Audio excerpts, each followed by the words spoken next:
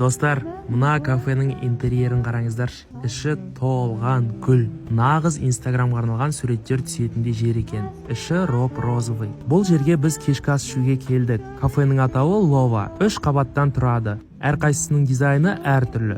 Бірінші қабаты қарапайым, ал кафенің екінші қабаты мен үшінші қабаты көріп тұрғандарыңыздай әдемі. Үшінші қабаты жабық терраса түрінде жасалған. Іші жып-жылы. Орнымызға жайғасқан соң мәзірді қарап, негізгі тағам ретінде рибай стейкін таңдадым. Сондай-ақ қытырлақ баклажан, грек салаты, лимонад, картоп тілімдеріне тапсырыс берді. Ендеше стейктерінің дәмін бірге татып көрейік. Негізгі тағамға рибай стейкке тапсырыс бердім. Қасында демильяс соусы мен шашлычный красный соус ұсынылады екен. Және салат жапырақтары бар.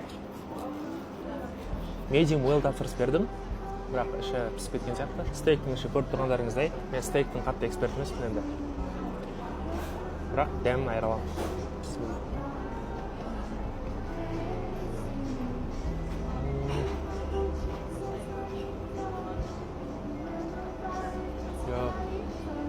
Дәмі тема.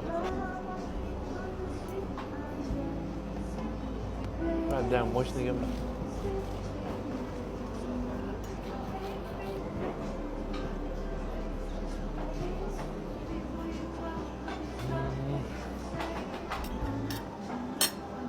Гастрономиялық оргазм.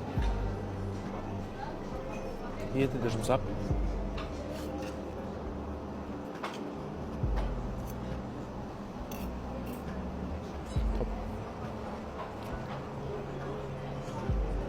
Дәмі қатты ұнады. Стейк жеу үшін арнайлап келуге тұрарлықтай. Бағасы 5690 теңге. Ал мекен жайы Төле би 24Б.